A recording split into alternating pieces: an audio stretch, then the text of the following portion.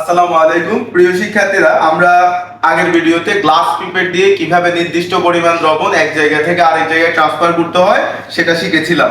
তবে এখন এই প্রযুক্তির যুগে আমাদের আরো অ্যাকুরেটলি কিভাবে ট্রান্সফার করা যায় সেজন্য কিছু মাইক্রো পিপেট আছে।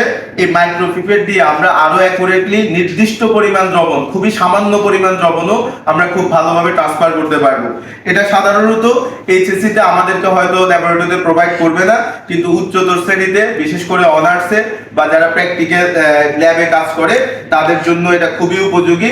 তো যারা প্রথম দেখতেছো তাদের জন্য এই পিপেটিংটা কিভাবে করতে হয় সেটা আমরা আজকে দেখাবো।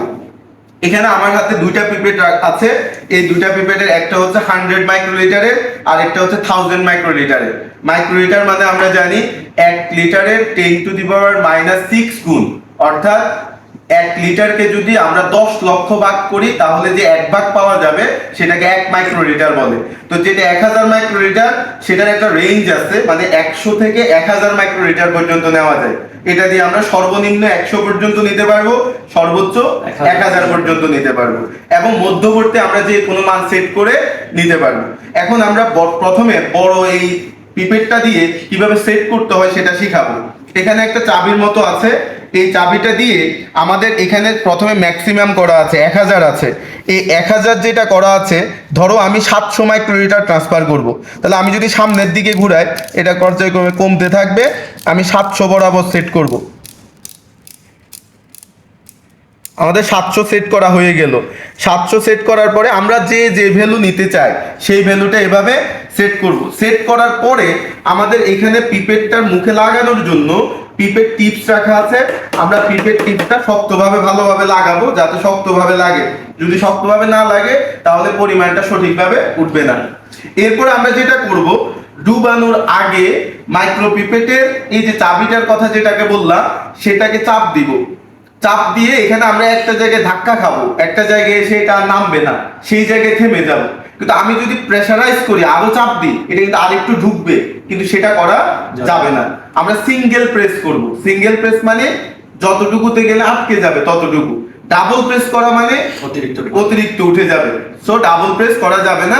সিঙ্গেল প্রেস, যেখানে গিয়ে বাধাপ্রাপ্ত হব আমি শুধু ততটুকু পর্যন্ত যাব। যাওয়ার পরে আমি এভাবে ধরে রাখা অবস্থায় আমার সলিউশনের মধ্যে টিপসটা ডুবাবো। টিপসটা ডুবানোর পরে আমরা আস্তে আস্তে উপরের এই অংশটা চাবিটা ছাড়বো। ছাড়লে নিচ থেকে উপরের দিকে উঠে আসবে। এখানে দেখা যাচ্ছে সলিউশনটা উঠে গেছে। সলিউশনটা যতটুকু উঠছে ততটুকু একেবারে বরাবর 700 মাইক্রোলিটার। এই 700 মাইক্রোলিটারকে আমি পরবর্তীতে ট্রান্সফার করব অন্য একটাতে, বা আমাদের অনেক সময় 96 অয়েল প্লেট থাকে, প্লেটের অয়েল গুলাতে ট্রান্সফার করতে হয়। তো ট্রান্সফার করার সময় একটা জিনিস খেয়াল করতে হবে, যদি আমি এই টিপসটা বারবার ইউজ করি তাহলে টিপসের মাথাটা যাতে ট্রান্সফার করার সময় এটার সাথে না লাগে। আমি যদি এখন উপরে চাবি এটা আবার প্রেস করি তাহলে এই 700 মাইক্রোলিটার ট্রান্সফার হয়ে গেল। তবে একটা জিনিস খেয়াল রাখতে হবে, ট্রান্সফার করার সময় বা সলিউশনটা নেওয়ার সময় আমি যদি চাপ দেওয়ার সময় এদিক সেদিক করি তাহলে এখানে কিন্তু বাবলস উঠে যেতে পারে। এই যে এখানে ভিতরে একটা বাবলস উঠে গেছে, যদি কোনো এয়ার বাবলস উঠে তাহলে 700 মাইক্রোলিটার বরাবর উঠবে না এবং আমার ট্রান্সফারটাও সঠিকভাবে হবে না। সো আমরা দেখলাম কিভাবে 1000 মাইক্রোলিটার পিপেট দিয়ে বড় অ্যামাউন্ট 700 মাইক্রোলিটার অ্যামাউন্ট ট্রান্সফার করা যায়। এরপরে আমরা এখানে 10 টু 100 মাইক্রোলিটারের আছে। আমরা 10 থেকে 100 মাইক্রোলিটারের এই পিপেটটা দিয়ে সর্বোচ্চ 100 মাইক্রোলিটার পর্যন্ত নিতে পারবো, সর্বনিম্ন 10 মাইক্রোলিটার পর্যন্ত নিতে পারবো। তো আমি যদি 50 মাইক্রোলিটার নিতে চাই, প্রথমে আমি চাবিটা ঘুরে 50 তে সেট করব।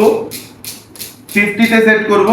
50 তে সেট করার পর আগের মতো চাপ দিয়ে যেখানে বাধাপ্রাপ্ত হব সেখানে থেমে, আমার এখানে টিপসটা নাই 100 মাইক্রোলিটারের, এটার টিপস আর 1000 মাইক্রোলিটারের টিপস আলাদা। এটার টিপস আর একটু ছোট হবে, যেহেতু এটার টিপস এখন আমাদের কাছে নাই আমরা এটা দেখাচ্ছি না। আমি এখন আমার সাথে আমার যে স্টুডেন্টরা আছে তাদেরকে অনুরোধ করব, তারা ভালোভাবে শিখতে পারছে কিনা আমাকে একটু প্র্যাকটিক্যালি করে দেখালে আমি বুঝতে পারবো ওরা ভালোভাবে আয়ত্ত করতে পারছে কিনা। প্রথমে তুমি ট্রান্সফার করো, দেখো পারছো কিনা। 2 হাত দিয়ে ধরার দরকার নাই, 1 হাত দিয়ে ধরো। হ্যাঁ, প্রেস করো। হ্যাঁ, ডুবাও, ছাড়ো, উঠে গেছে, ভেরি গুড। ওর কোনো বাবলস উঠে নাই, একদম পারফেক্টলি উঠে গেছে। এটা কাট করা যাবে না, এভাবে সোজা রাখতে হবে। এরপরে এখানে মুখ না লাগায় ছেড়ে দিতে হবে। হয়ে গেল, 700 মাইক্রোলিটার ট্রান্সফার করা হয়ে গেল। আগে থেকে এটা 700 সেট ছিল, সো ও আর কোনো কিছু সেট করা লাগে নাই তোমার। এরপরে আমি 705 তুলি। 705, হ্যাঁ হ্যাঁ, বরাবর উঠে গেছে, না হয়ে গেছে। তাহলে এইভাবে খুব সহজেই, সাধারণত এত সূক্ষ্ম পরিমাণ আমাদের ট্রান্সফার করা লাগে না কেমিস্ট্রি এইচএসসি লেভেলের ল্যাবরেটরিতে। বাট যারা তোমরা ভবিষ্যতে গবেষণার কাজ করবা বা প্র্যাকটিক্যাল ক্লাস করবা, ল্যাবে কাজ করবা, তাদের জন্য এটা খুবই উপযোগী। এটা অবশ্যই দরকার হবে এবং এটা বহুল ব্যবহৃত একটা জিনিস। এটা আমাদের অস্ত্রের মতো, সেনাবাহিনীর যেরকম অস্ত্র থাকে, আমাদের ল্যাবরেটরিতে যারা রিসার্চ করি, আমাদের জন্য একটা অস্ত্র হচ্ছে এই পিপেট। হ্যাঁ, এই পিপেট দিয়ে আমরা যাবতীয় টেস্ট, যাবতীয় রিসার্চের যত রকমের কাজ আছে সবকিছু করে থাকি। আশা করি এই ভিডিওর মাধ্যমে যারা মাইক্রোপিপেট সম্পর্কে ধারণা রাখো না, মাইক্রোপিপেট দেখো নাই, অথবা মাইক্রোপিপেট কিভাবে ইউজ করতে হয় সেটা জানো না, তাদের জন্য একটা ভালোভাবে শেখার একটা ব্যবস্থা হলো।